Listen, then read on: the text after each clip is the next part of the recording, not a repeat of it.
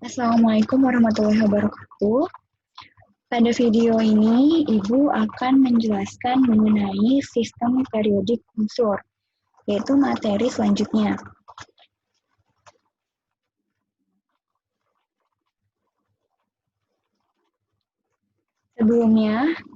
Sebelum kita memasuki materi sistem periodik unsur ini, mari kita mengingat materi yang sudah kita pelajari kemarin-kemarin.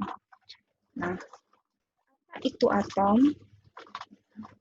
Atom merupakan partikel terkecil yang sudah tidak bisa dibagi lagi. Lalu, apa hubungan atom dengan unsur? Nah, unsur merupakan sekelompok atom yang memiliki karakter yang sama atau memiliki jumlah proton yang sama dalam intinya. Nah, pada materi ini kita akan membahas 3 pokok. Yang pertama, perkembangan tabel periodik, yang kedua, golongan dan periode, dan yang ketiga, sifat-sifat sistem periodik unsur. Yang pertama, perkembangan tabel periodik. Nah, berikut merupakan penemu sistem tabel periodik unsur. Yang pertama itu ada Lavoisier, yang kedua ada Dobereiner, yang ketiga ada John Newlands, yang keempat ada Mendeleev, dan yang terakhir ada Henry Moseley. Nah, pada perkembangan sistem periodik unsur yang pertama itu ditemukan oleh Lavoisier. Jadi Lavoisier mengelompokkan unsur-unsur kimia berdasarkan sifat logam dan non-logamnya. Seperti logam itu sifatnya konduktor atau dapat menghantarkan panas, mengkilap, terus padat. Sementara untuk non-logamnya itu bersifat isolator atau dia tidak menghantarkan panas, tidak mengkilap, dan cenderung lebih rapuh dibanding logam.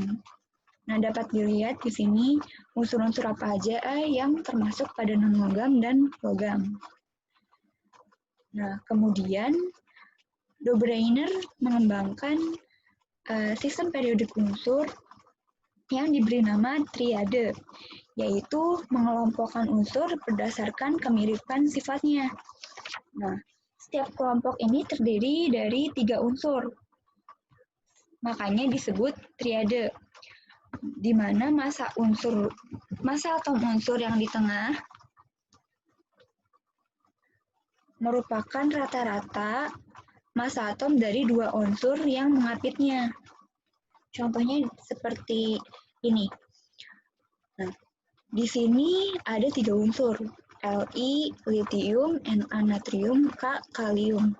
Nah, jadi apabila massa atom Li dan K ini ditambah, kemudian dirata-ratakan, maka dapat dilihat bahwa rata-ratanya itu merupakan massa atom dari unsur natrium. Nah, begitupun dengan yang lainnya, Cl, Br, I, dan yang lainnya. Selanjutnya, sistem periode unsur dikembangkan oleh Newlands, di mana unsur-unsur ini disusun berdasarkan kemiripan sifat dan kenaikan massa atomnya. Nah, dapat dilihat nih. Jadi setiap unsur dia akan menunjukkan kemiripan sifat yang berulang setiap 8 unsur. Contohnya di sini. 1, 2, 3, 4, 5, 6, 7. Nah, satunya ini H nih. Nah, pas di unsur ke-8, F, nah, si F ini cenderung unsurnya itu memiliki kemiripan sifat dengan unsur H. Makanya Newlands menyusun unsur-unsur seperti berikut. Jadi sesuai dengan ini. H, F, Cl, jadi memiliki kemiripan sifat. Begitupun dengan yang lainnya. Selanjutnya, sistem periodik unsur dikembangkan oleh Mendeleev. berdasarkan pada kemiripan sifat dan kenaikan massa atomnya.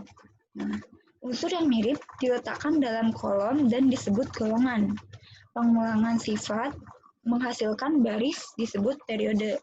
Jadi di sini yang mendatar itu namanya golongan dan yang menurun namanya periode. Selanjutnya, sistem periodik dikembangkan oleh Moseley, atau bisa dibilang merupakan sistem periodik modern yang digunakan sampai sekarang. Nah, jadi penyusunan unsur-unsur ini dia berdasarkan sifat-sifat kemiripannya dan bentuknya seperti itu. Contohnya di sini ada bentuknya seperti non-logam, alkali, unsur transisi, dan lain-lainnya. Nah, untuk golongannya nanti akan kita bahas di slide selanjutnya. Selanjutnya ada golongan dan periode. Nah, yang pertama ini golongan, yaitu merupakan laju vertikal dalam sistem periodik, yaitu menunjukkan jumlah elektron valensi pada subkulit tertentu. Jadi, golongan itu yang mendatar seperti ini, secara vertikal. Golongan itu secara menurun seperti ini, ke bawah. Nah, sementara periode merupakan laju horizontal dalam sistem periodik, menunjukkan kulit terluar yang terisi elektron. Nah, kalau tadi golongan itu ke bawah, menurun, vertikal, kalau periode itu horizontal. Terdapat 4 blok dalam tabel periodik unsur. Yang pertama itu ada blok S, blok P, blok D, dan blok F. Blok S itu tersusun dari golongan 1 dan golongan 2A. 1A dan 2A. Golongan P itu golongan 3A sampai 8A. 3A, 4A, 5A, 6A, 7A, dan 8A. Blok D terdiri dari golongan 1B sampai 8B. Sementara golongan blok F merupakan golongan lantanida dan aktinida. Nah, pada blok S ini, konfigurasi elektron berhenti pada orbital S, atau elektron valensinya pada orbital S. Nah, di sini golongan 1A memiliki konfigurasi elektron valensinya NS1. Nah, sementara golongan 2A memiliki konfigurasi elektron valensi NS2. Nah, jadi di sini golongan 1A dan golongan 2A. Di sini ada contoh soal yang pertama. Soalnya tentukan golongan dan periode dari unsur Li dengan nomor atom 3 dan Ca dengan nomor atom 20. Penyelesaiannya, yang pertama itu kalian tentukan konfigurasi elektron secara sederhana. Nah, biasanya untuk konfigurasi elektron itu kan maksimal 2, 8, dan seterusnya. Nah, karena Li ini hanya memiliki 3 elektron, jadi ditulis konfigurasinya seperti ini, 2 dan 1. Kemudian ditulis konfigurasi sesuai dengan aturan Aufbau yang sudah dipelajari kemarin, yaitu 1s2 dan 2s1. Nah, jadi untuk penentuan golongan dan periodenya, kalian bisa lihat di konfigurasi elektron terakhirnya, di kulit yang terakhir. Nah, karena di sini kulit terakhirnya 2, berarti kalian lihat di sini. 2 itu, angka 2 ini menunjukkan periodenya. Sedangkan elektron di atas berjumlah 1 menunjukkan golongannya. Tadi, kalau misalnya elektron valensinya NS1, berarti dia termasuk golongan 1A. Sedangkan konfigurasi elektronnya berakhir di NS2, maka dia termasuk golongan 2A. Nah, contohnya seperti yang di unsur kalsium ini. Nah, dia berakhir di 4s2.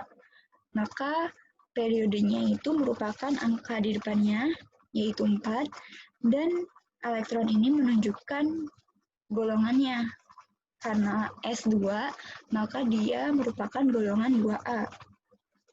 Selanjutnya, ada blok P, di mana konfigurasi elektron berhenti pada orbital P. Elektron valensinya pada orbital P. Nah,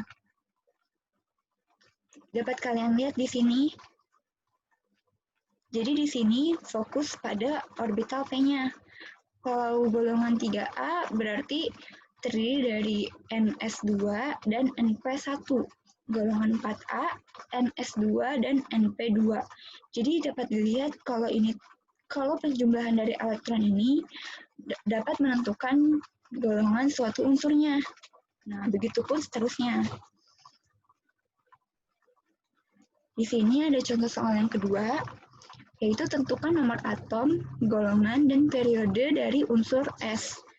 Nah, atau Me, 3S2, 3P4. Penyelesaiannya seperti ini. Yang pertama itu menentukan konfigurasi elektron secara keseluruhan. Nah, yang pertama menurut teori mekanika kuantum atau asas Aufbau. Nah, dijabarkan dari 1S2 hingga 3P4, kemudian ditulis secara sederhana menurut teori atom Bohr seperti tadi 2, 8, 8. Nah, lalu kita dapat mengetahui nomor atom, golongan, dan periodenya. Nomor atomnya ini ada 16, penjumlahan dari banyaknya elektron. Nah, 2 ditambah 2 ditambah 6 ditambah 2 ditambah 4, jumlahnya ada 16. Nah, untuk menentukan golongan dan periodenya, dilihat dari konfigurasi yang terakhir ini, di kulit terakhir, 3S2, 3P4. Berarti periodenya ada di 3 dan golongannya ada di 6A. Nah, karena 2 ditambah 4 sama dengan 6, jadi golongan 6A. Nah, contoh yang ketiga, yaitu unsur X berada pada golongan 8A dan periode ketiga. Tentukan nomor atom dan konfigurasi elektron dari unsur tersebut. Nah, karena dia berada pada golongan 8A, berarti konfigurasi elektronnya berakhir pada 3S2, 3P6. Dan periode ketiga ya, makanya dia 3 depannya.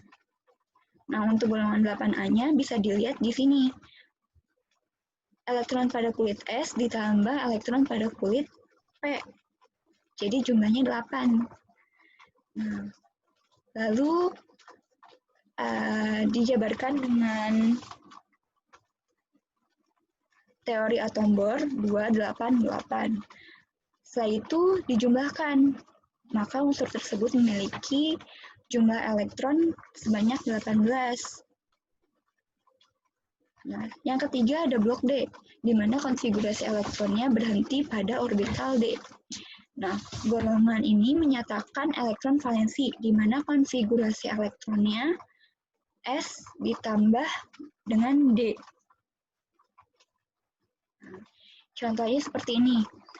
Tentukan golongan dan periode dari unsur kromium dengan nomor atom 24 dan nikel dengan nomor atom 28. Nah, dijabarkan konfigurasinya menurut asas Aufbau, kemudian ditentukan golongannya dan periodenya. Untuk golongannya dilihat seperti soal-soal yang sebelumnya. Ditambah elektron dari kulit S dan kulit D. Karena di sini konfigurasinya S plus D. Jadi saat S1 ditambah D5, hasilnya jadi 6. Nah, karena berakhir di kulit D, maka dia golongan 6B, bukan golongan 6A.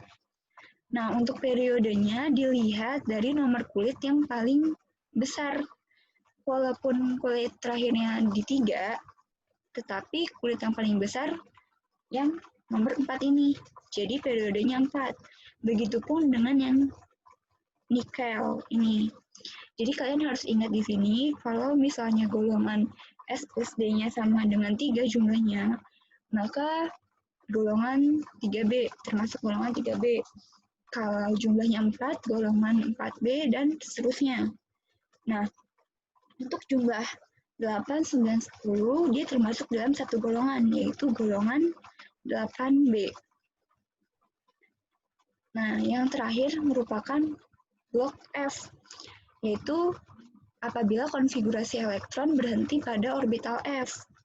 Nah, dia terdiri dari 2 golongan. Yang pertama itu golongan lantanida, yang konfigurasinya berhenti di subkulit 4F, dan aktinida, di mana berhenti pada subkulit 5F. Nah, contohnya di sini, tentukan golongan dan periode dari unsur 60 Nd dan 94 Pu. Nah, dijabarkan terlebih dahulu konfigurasi elektronnya. Nah, lalu dilihat dari konfigurasi terakhirnya. Pada unsur Nd ini, konfigurasi elektronnya berakhir di 4F. Makanya dia termasuk dalam golongan lantanida. Sementara periodenya dilihat dari nomor kulit yang paling tinggi, yaitu 6. Begitupun dengan yang Pu. Dijabarkan terlebih dahulu konfigurasi elektronnya, lalu dilihat konfigurasi elektron terakhirnya, di mana merupakan 5F kan. Makanya dia termasuk dalam golongan aktinida. Nah, untuk periodenya dilihat yang paling besar, yaitu 7. Makanya Pu itu berada pada golongan aktinida dan periodenya 7. Nah, sampai di sini penjelasan Ibu. Kurang lebihnya mohon maaf. Wassalamualaikum warahmatullahi wabarakatuh.